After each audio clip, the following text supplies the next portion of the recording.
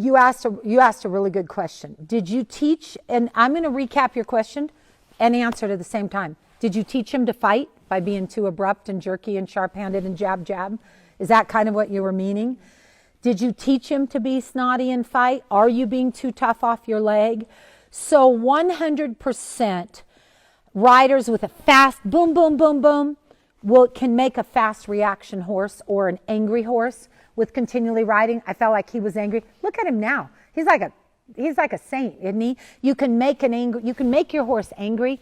Now, when you saw me demonstrating on Annie, I got tough at times, but then I got soft again.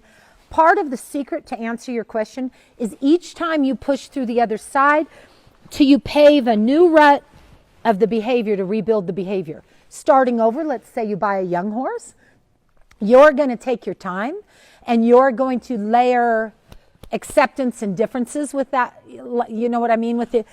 So now you have a refusal you have to fix, period. So you're going to maybe become more aggressive. If you had no refusal and you just had new raw territory, you know, like Amy's little paint colt, you are going to come in softer. You're going to really pay attention to their acceptance. Now, when he wants to kick at your leg or give you refusal, it's appropriate to be sharp or angry. But before you go back to work, before you really complete your day, do something that I have my own little word for it, which is called really maintenance their texture. So texture is nothing more than how they felt underneath you or their acceptance. Or teach them to say yes, teach them to say yes willingly, teach them to say yes willingly with cadence. So when you're spurring his butt around there because he wanted to kick off your leg, he deserved a punishment, right? You're going to have to come down a little bit strong there. Then you might stop, you might go back, you might mash your leg, rebuild the acceptance to re-rut that behavior. Remember, you've got a behavior response built that he's angry at that leg. When he is naughty, dangerous, kick at your leg, throw a fit, you're going to have to correct him for that. Then stop, go back, rebuild that relationship. Does that make sense? So let's try that right now. Let's have you push him around. I'm going to talk to you about the use of your leg. And you have spur control DVDs, so they're going to talk a lot. But can I put my hand on your leg? Okay.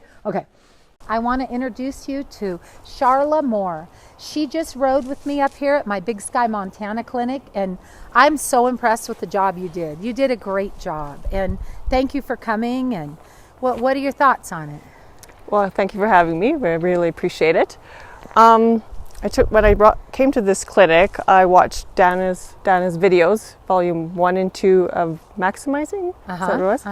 And I'm so glad I did, because I picked up things way quicker as opposed to the other clinicians that were here. Because when I watch things, you process it by watching, and then when you go to actually do it, and then you explained it again, it came a lot quicker. So I really would promote watching and getting the videos beforehand, just to because you only get a couple hours at a clinic, right? So to get that all in advance, and then you get way more out of the clinic if you watch the videos beforehand. From my personal I agree. And that's how we brought up the subject, because I was telling her, you're picking this up so quick. Little things like direction of pull or hand position. She says, well, I've been studying the videos too.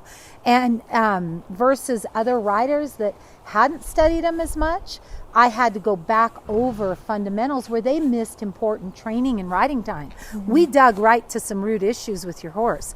We got his left lead looking good. We got him soft off your right leg.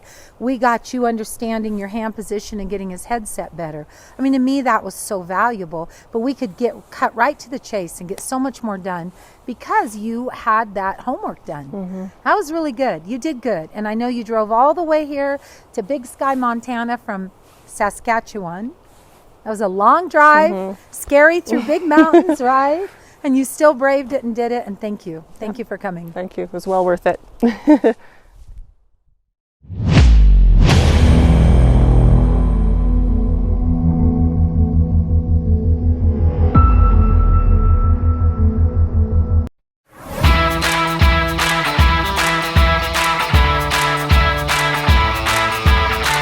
For 10 years, years I've used the TR3 Classic drag to keep my performance horses at their peak.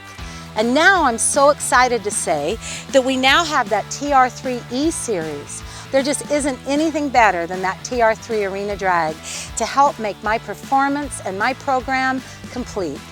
So no matter the size of your program, good footing should matter to you. So contact ABI today and get your Arena drag.